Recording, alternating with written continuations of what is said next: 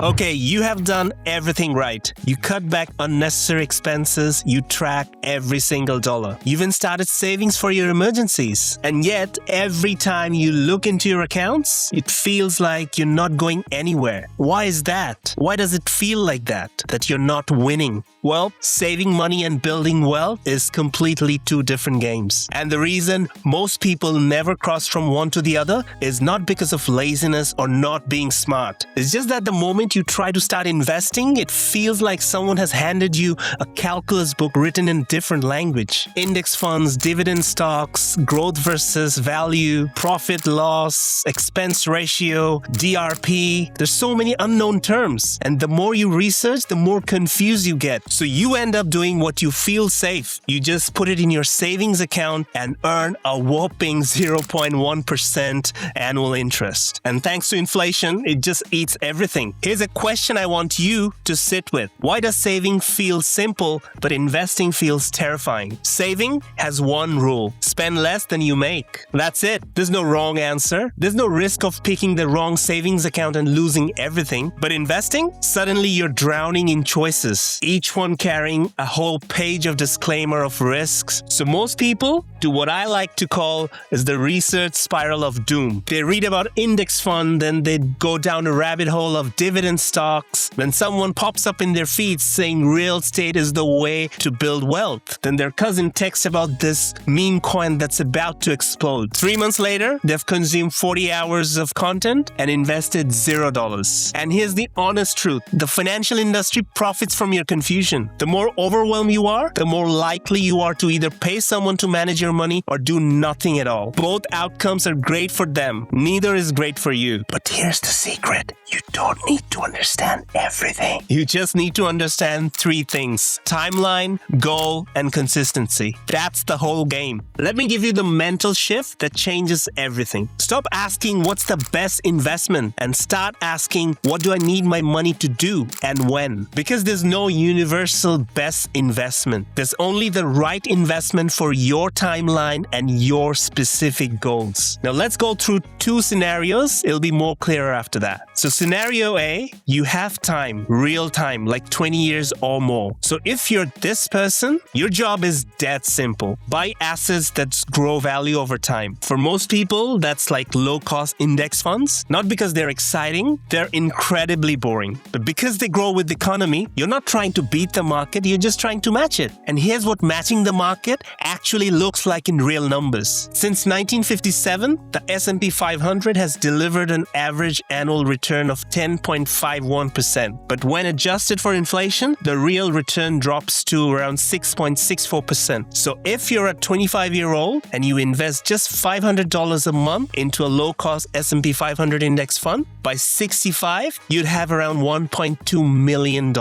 You personally contributed $240,000. The rest was actually the compound growth, doing the heavy lifting while you slept. Now I know, thinking, oh my God, $500 every month for the next 40 years? I don't think I can afford it. But here's the thing, it's really not about the amount. It's about the clock. Every year you wait, that number shrinks. Not because the math changes, but because time is the most important ingredient in this formula. Now let's see scenario B. You're between 35 to 45 years old and you don't have 40 years. This is where most financial advice falls flat. Most advice is designed for 25 years old. Start early, just consistently invest and let it compound. What if you are 45 and you are planning for your retirement in the next decade or so? So here's the strategy shift that you need here. You still want growth, but you need income. That's where dividend stock and dividend ETF comes in. Instead of waiting years for your portfolio to appreciate in price, you're collecting real cash payments every single quarter. Most people skip dividends because the returns look very unimpressive on paper. Maybe somewhere between 3 to 5%. But that's the wrong way to look at it. Dividend give you cash flow. And that's so important. The cash flow reduces the dependence on your salary, your paycheck. It can actually support your life because end of the day, you need the cash flow to run your life. There's no point in having like $2 million in your portfolio and not having any cash flow, because that's not going to support you. The actual cash that's coming into your bank account, that's going to support you, and that's dividend. And by the way, I have a full video on how to earn $1,000 every month from dividend.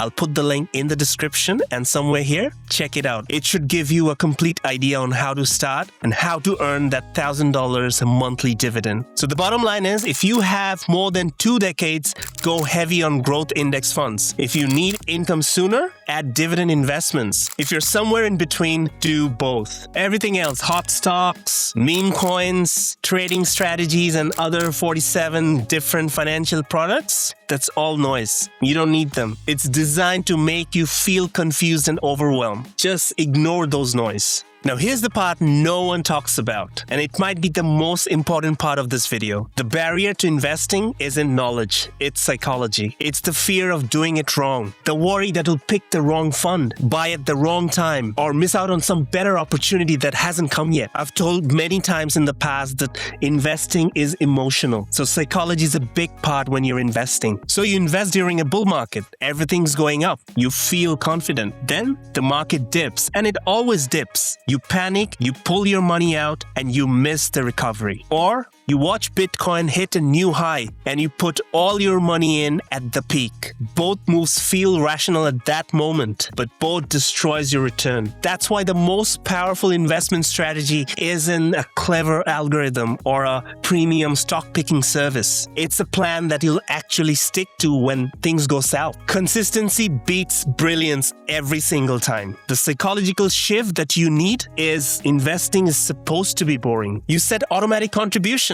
Your balance goes up, months, years pass by, and slowly, quietly, you're building something real. And honestly, when you look at it, the feeling is magical. And I can tell you because I have done that. And by the way, I do recommend you, if you get a chance, read Psychology of Money by Morgan Housel. It's possibly the best book available for money and psychology. And I do have a video, like a summarized video. I'll put the link as well. But, reading book is always the best. I'll put both the links for the book as well as the video that I've got. Highly recommend it. So what actually happens when you start investing? Once the money is in your account and growing, something automatically shifts.